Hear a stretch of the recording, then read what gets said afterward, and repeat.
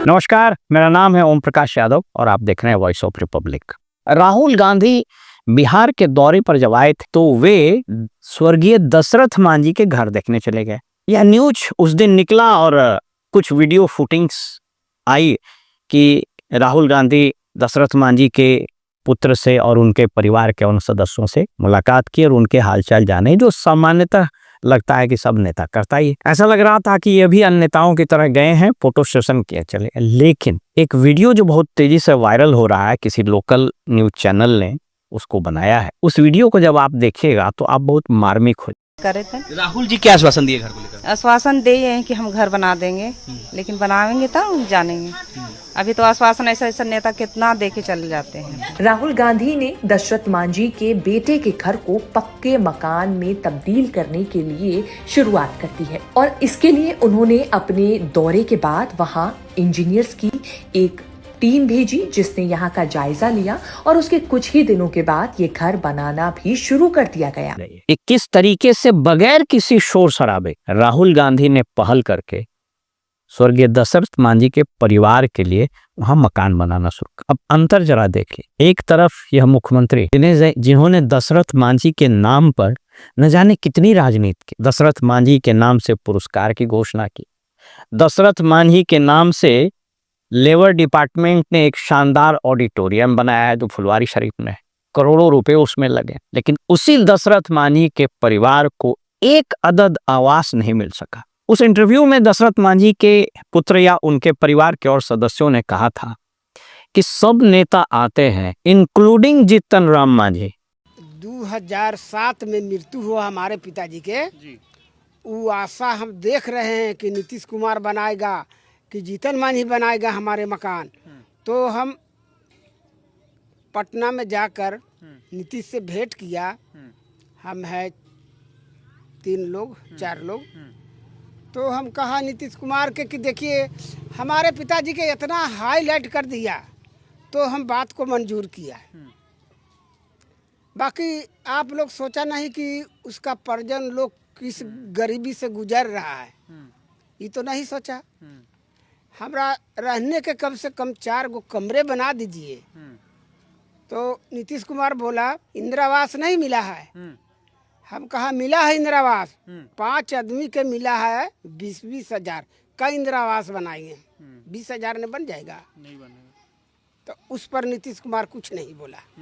और आपका घर नहीं बनवाई सरकार? आज तक नहीं बनवाया। अब ये राहुल गांधी बना रहे हैं आपका घर? हाँ।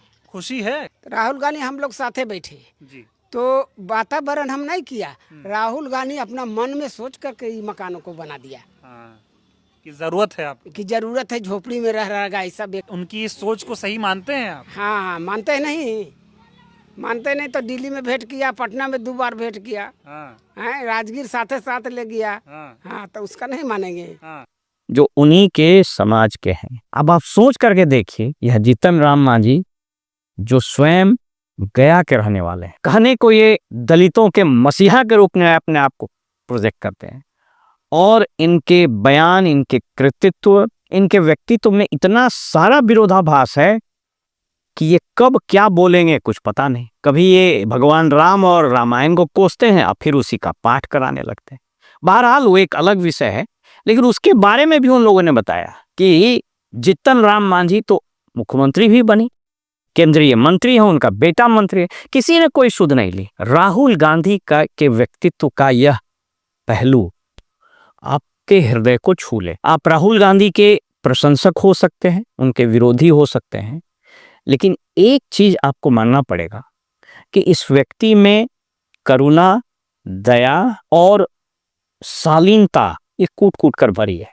मैंने एक वीडियो में आप लोगों से बात किया था कि वो राहुल गांधी मर चुका है जो भारत जोड़ो यात्रा के पहले था। इस भारत जोड़ो यात्रा ने, जो हजारों किलोमीटर की यात्रा इन्होंने की, इसने एक नए राहुल गांधी का जन्म दे दिया है। राहुल गांधी का यह अवतार शालीन भी है, संयमित भी है, बहुत पब्लिसिटी ओरिएंटेड भी नहीं है, और कंपैशन से यानी दया से और एक कमिटेड लक्ष्य से लवरेज और भरपूर है। अब यह तो समय बताएगा कि राहुल गांधी का यह कंसिस्टेंसी, अब राहुल गांधी के तमाम भाषणों को, स्पेशली भारत जो यात्रा के बाद उनके जितने भाषण, उनके जितने सारे वक्तव्य, उनके जितने सारे कृतित्व आए, उसमें कहीं इनकंसिस्टेंसी नहीं पाइएगा। ये बात अलग है कि बिहार में कांग्रेस के जितने भी नेता हैं, अधिकांश एकाध को छोड़कर उसका जमीन पर, धरातल पर कोई पकड़ नहीं है।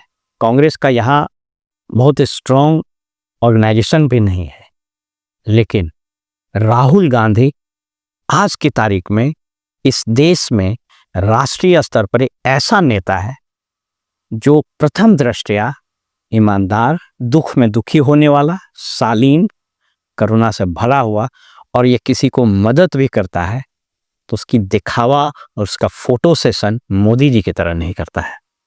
फिलहाल हमें इजाजत दीजिए और आप देखते रहिए वॉइस ऑफ रिपब्लिक। नमस्कार।